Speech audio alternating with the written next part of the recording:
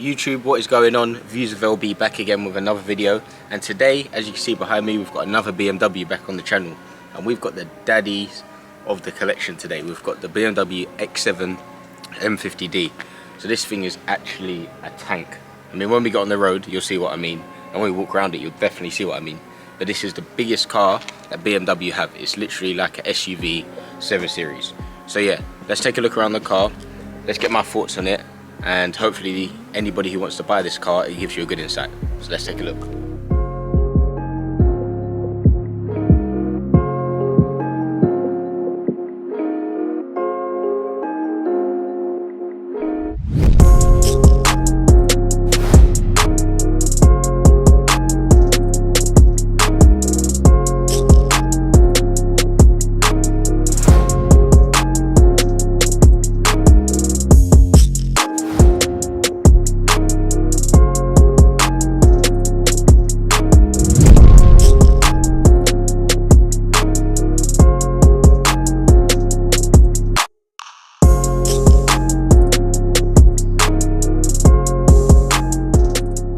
Starting from the front of the car, the thing you'll probably notice is the massive kidney grille that this X7 has up front.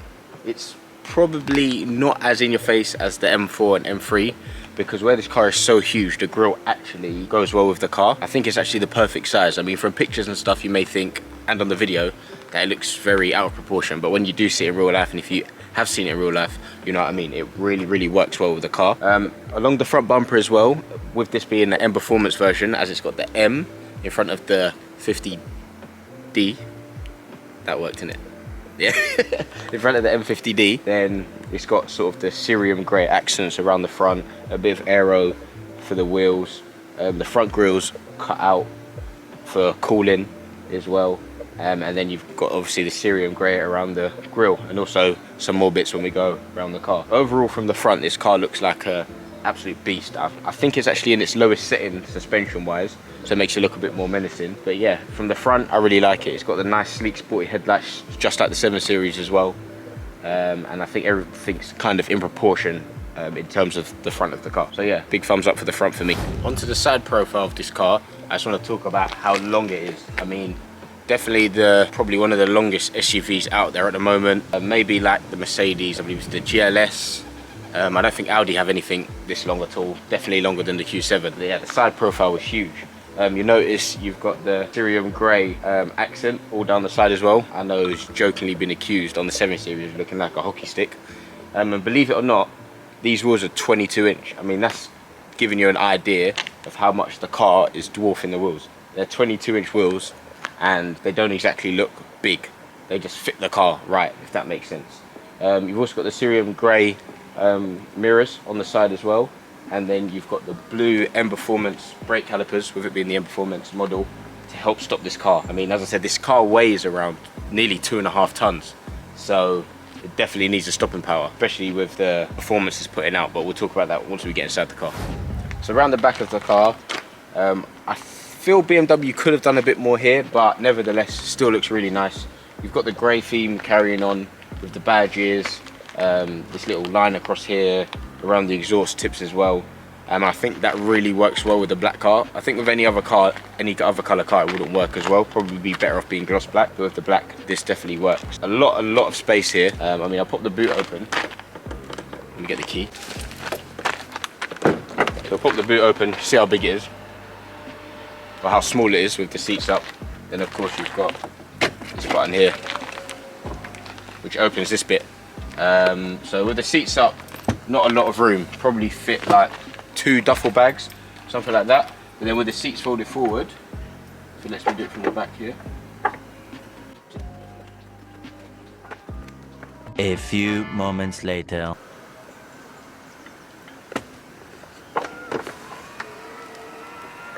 We're live.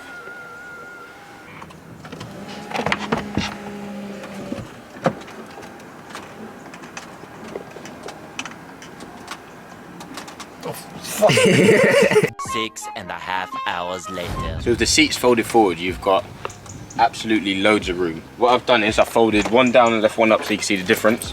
But you'll see how much room you've got when the seats are folded down compared to when the seats are up.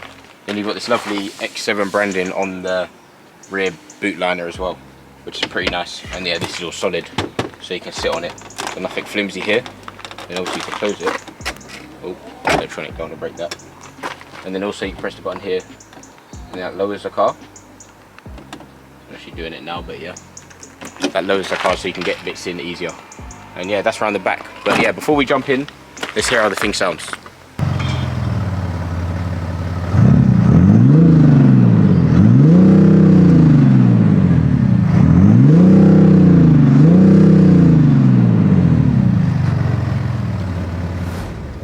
So yeah, as you heard, the engine sounds very, very throaty.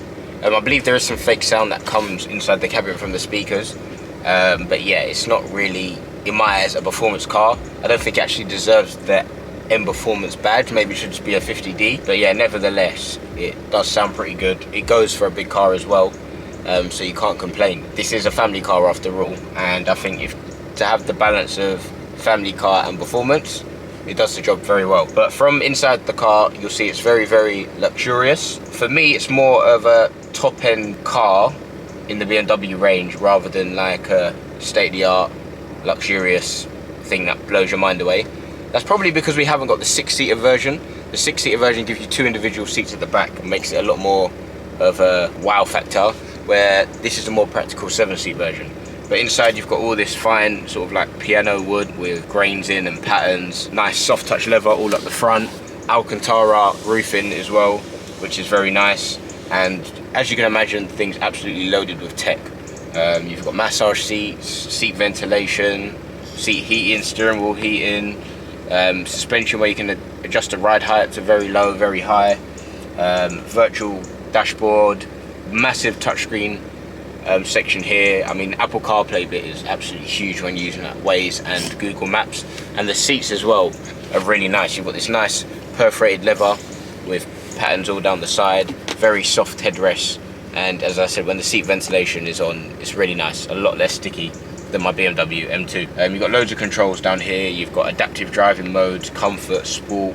When you put it in sport, it does get very reactive. The car feels really tight. It doesn't feel like you're driving an absolute bus, but at the same time, you do have to remember what you are in. You've got loads of space in here. You've got USB-C ports. Under here, you've got wireless charging as well. I believe the cup holders are heated and cooled also. But yeah, the car does everything you kind of need it to do. If you're after a huge family car and fortunate enough to have the budget where one of these fits it, then why not? It's a good contender. I think there's only this and the GLS, and I'm not sure what price the GLS is really. Q7's on the smaller side. You've got cars like the Volvo XC90, which aren't as big as this as well. But the amount of road presence this car has is huge. I mean, it's a real statement piece. And yeah, Harman Kardon speakers, you can't go wrong.